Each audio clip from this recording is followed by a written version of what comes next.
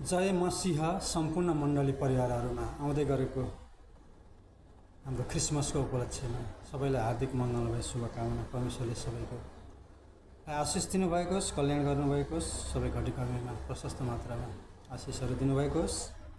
आज म केही पवित्र धर्मशास्त्र बाइबलबाट प्रभु येशू ख्रीष्टको हाम्रा मुक्तिदाता उद्धारकर्ताको विषयमा र जन्मको विषयमा केही कुराहरू वचनबाट बोल्न पाठ गर्न गइरहेको छु।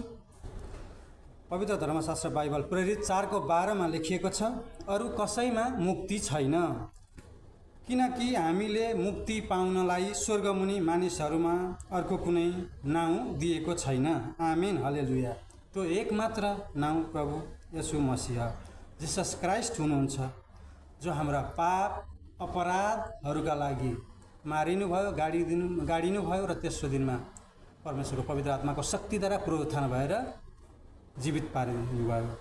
र त्यही हामी पनि आशा गर्दछौँ। जब हामी उहाँमा विश्वास गर्दछौँ भनेदेखि आज हामी पनि मुक्ति र उद्धार पाएका छौँ।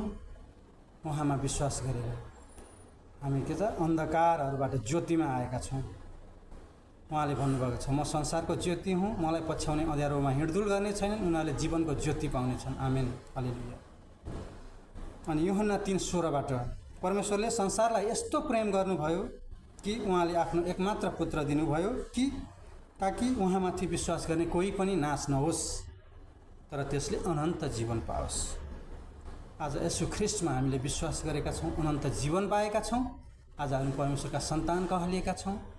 आज हाम्रो नागरिकता पृथ्वीमा मात्र होइन, स्वर्गमा पनि छ। आज हामी स्वर्गका नागरिक भएका छौँ। येशू ख्रीष्ट मानिसका पापका लागि आफ्नो प्राण दिनलाई संसारमा आउनुभयो र उहाँमा विश्वास गर्ने सबैजनाले पापको क्षमा पाउँछन् र स्वर्गको राज्यमा पस्न पाउनेछन्। आमेन, हलेलुया। मत्ती 1:21 लेखिएको छ, तिनले एउटा पुत्र जन्माउने छिन् र तिमीले उहाँको नाउँ येशू राख्नेछौ, किनभने उहाँले आफ्ना मानिसहरूलाई तिनीहरूका पापबाट बचाउनुहुनेछ। आज संसारका सारा मानिसहरूलाई का पापहरूबाट बचाउनको एकमात्र नाउँ हाम्रो प्रभु येशू ख्रीष्ट हुनुहुन्छ। सारा मानिसलाई मुक्ति र उद्धार दिनको लागि उहाँ आउनुभएको छ। उहाँ मात्र हुनुहुन्छ स्वर्गमुनि, कुनै अर्को नाउँ नै छैन जसले हाम्रा पाप अपराधहरू शुद्ध गर्नुहुन्छ सक्नुहुन्छ। हाम्रा चोटहरू मलमपट्टि लाउनु मात्र एकमात्र येशू ख्रीष्ट हुनुहुन्छ। उहाँ हाम्रो मुक्तिदाता र उद्धारकर्ता हुनुहुन्छ।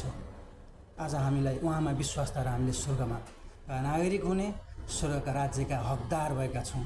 आज अधिकार पाएका छौँ हामीले। मत्ती 1:23 हेर, कन्याले गर्भधारण गर्ने छिन् र तिनले एउटा पुत्र जन्माउने छिन् र उहाँको नाउँ इम्मानुएल राखिनेछ, जसको अर्थ हो परमेश्वर हामीसँग। आज येशू ख्रीष्ट मार्फत आज हाम्रो परमेश्वरसँग मिलाप भएको छ। आज हामीले उहाँमा विश्वास गरेका छौँ। त्यसै कारण आज हामी परमेश्वरको क्रोधबाट आज हामी बचाइएका छौँ, हामी शुद्ध भएका छौँ। आज हामीलाई परमेश्वरले पापी देखिरहनुहुन्न, हाम्रा पाप अधर्मलाई सम्झिरहनुहुन्न। त्यो पापहरू आज येशू ख्रीष्टको विश्वासद्वारा धोइएको छ। येशू ख्रीष्टद्वारा आज हामी शुद्ध भएका छौँ। आज हामी धर्मीजनहरू भएका छौँ। यूहन्ना 1बाट म पढ्न गइरहेको छु, वाचन गर्न। वचन देहधारी हुनुभयो, आदिमा वचन हुनुहुन्थ्यो, वचन परमेश्वरसँग हुनुहुन्थ्यो अनि वचन परमेश्वर हुनुहुन्थ्यो। उहाँ आदिमा परमेश्वरसँग हुनुहुन्थ्यो। सबै थोक उहाँद्वारा बनिएको कुनै पनि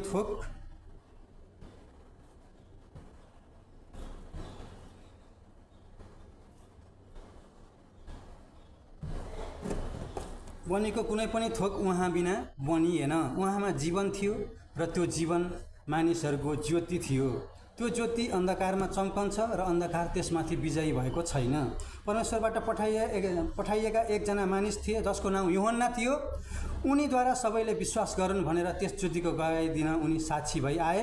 उनी आफै त्यो ज्योति थिएनन्, तर त्यस ज्योतिको गवाही दिन आए। हरेक मानिसलाई ज्ञान प्रदान गर्ने साँचो ज्योति संसारमा आउँदै हुनुहुन्थ्यो। उहाँ संसारमा हुनुहुन्थ्यो, संसार उहाँद्वारा बनियो तापनि संसारले चिनेन। उहाँ आफ्नै मानिसहरूका आउनुभयो, तर उहाँका आफ्ना मानिसहरूले उहाँलाई ग्रहण गरेनन्।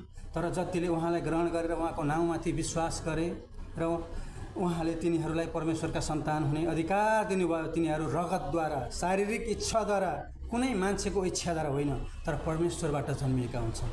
आज हामी येशू ख्रीष्टको विश्वासद्वारा आज हामी परमेश्वरको राज्यमा, उहाँको मण्डलीमा, उहाँको चर्च भवन, उहाँ हाम्रो यीशु ख्रीष्ट शिर हुनुहुन्छ। उहाँमा हामी जोडिन आएका छौँ। हामीलाई परमेश्वरले चुन्नुभएको हो। हामीलाई परमेश्वरले यो सृष्टि, यो आकाशमण्डल र पृथ्वी सृष्टि गर्नुभन्दा अगाडि नै हामीलाई उहाँले चुनिसक्नु भएको। उहाँको पुस्तकमा हाम्रो मुक्ति र उद्धारको कथा पहिल्यै लेखिसकेको छ। त्यो जीवनको पुस्तकमा आज हाम्रो नाम लेखिएको छ। त्यसैले हामीले उहाँलाई चुन्नुभएको छ। उहाँको बोलावट हाम्रो उहाँको राज्यको लागि काम गर्नको लागि हो। अनि वचन देहधारी हुनुभयो र अनुग्रह र सत्यताले पूर्ण भई हाम्रा बिचमा बास गर्नुभयो। हामीले उहाँको महिमा देख्यौँ, जुन महिमा पुत्रबाट आउनुभएको एकमात्र पुत्रको जस्तो थियो। यूहन्नाले उहाँको विषयमा गवाही दिए, उच्च स्वरले भने, उहाँ त्यही व्यक्ति हुनुहुन्छ जसको विषयमा मैले भने, म पछि आउनुहुने मभन्दा उच्च हुनुहुन्छ, किनभने उहाँ मभन्दा अघिबाट नै हुनुहुन्थ्यो। उहाँका अनुग्रहको पूर्णताबाट हामीले एउटा अनुग्रहमाथि अर्को अनुग्रह पाएका छौँ। आज हामीले परमेश्वरले हामीलाई सल्लाहकार पठाउनु छ, पवित्र आत्मा पठाउनु भएको छ। जब हामी उहाँको सङ्गतिमा जान्छौँ, उहाँमा जोडिन्छौँ, परमेश्वर ख्रीष्टले भन्नुभएको छ, तिमीहरू ममा रह, म तिमीहरूमा रहन्छु। यदि तिमीहरू ममा जोडियो भने तिमीहरूले फल फलाउनेछौ। यदि उहाँमा हामी जोडिन्छौँ भनेदेखि हामीमा फल फल्छ। उहाँले काम गर्नुहुन्छ। उहाँको महिमा हाम्रो जीवनबाट प्रकट हुनुपर्छ। उहाँले भन्नुभएको छ, म संसारको ज्योति हुँ, मलाई पछ्याउने अँध्यारोमा हिँडुल गर्ने छैनन्, उनीहरूले जीवनको ज्योति पाउनेछन्। आज हामीलाई उहाँमा विश्वास गर्छौँ, पछ्याउँछौँ भनेदेखि हामी अन्धकारमा होइन, उहाँमा छौँ। आज हामी उहाँमा हुन्छौँ, उहाँको साथमा। आज हामीले उहाँले जस्तै, उहाँले भन्नुभएको छ, यदि ममा विश्वास गर्यो भनेदेखि तिमीहरूले मभन्दा ठुला ठुला कामहरू गर्न सक्छौ भन्नुभएको छ। आज त्यो हामीले उहाँले भन्नुभएको छ। आज हामी उहाँमा विश्वास गर्छौँ, उहाँमा हिँड्छौँ भनेदेखि उहाँले भन्दा नै हामी ठुल्ठुला कामहरू गर्न सक्छौँ उहाँको राज्यको लागि। एकले अर्कालाई हामीले बचाउन सक्छौँ। एकले अर्काको लागि हामी हातेमालो भएर शिक्षा दिएर आज हामी एक अर्कालाई उत्साह दिएर परमेश्वरको राज्यमा अगाडि बढाउन सक्दछौँ। त्यसै गरी यूहन्ना 1:29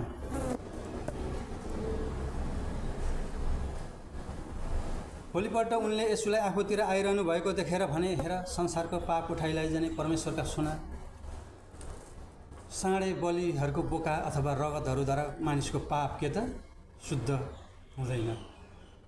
र सबै कुरा व्यवस्था पुरा गर्नको लागि यसु ख्रीष्ट आउनुभयो। उहाँ रद्द गर्नलाई होइन, तर पुरा गर्नलाई होइन। सबै कुरा व्यवस्था आज यसु ख्रीष्टमा पुरा भएको छ।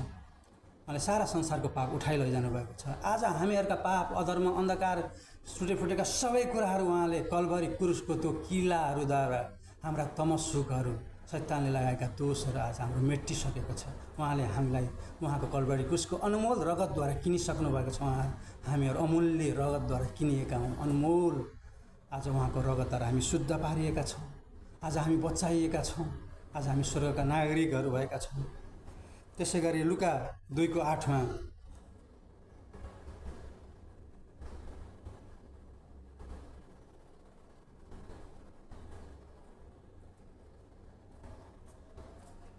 त्यही इलाकामा गोठालाहरू थिए जसले चौरमा बसेर राति आफ्नो बगालको रखवाली गर्थे।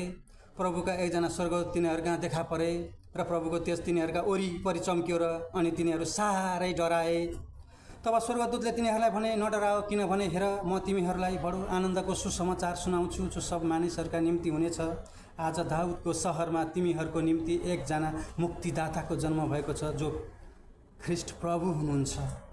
आज उहाँ मात्र एकजना मुक्तिदाता हुनुहुन्छ हाम्रो संसारको लागि, पापको लागि। तिमीहरूलाई चिन्ह चाहिँ यो हुन्छ, तिमीहरूले एउटा बालकलाई लुगाले बेरेको र डुँडमा सुताइरहेको भेट्टाउनेछौ। तब एक्कासी ती स्वर्गदूतहरू स्वर्गीय सेनाको दल देखा पर्यो। परमेश्वरको स्तुति गर्दै तिनीहरूले भने, सर्वोच्चमा परमेश्वरलाई महिमा र पृथ्वीमा जुन मानिसहरूसँग उहाँ प्रसन्न हुनुहुन्छ तिमीहरूलाई शान्ति। आज परमेश्वरले चुन्नुभएका हामी जातिहरू, उहाँले जसलाई चुन्नुभएको छ उहाँले शान्ति दिनुभएको छ यसो ख्रीष्टमा। आज चुन्नुभएका मान्छेहरू हामी अन्धकारमा छैनौँ।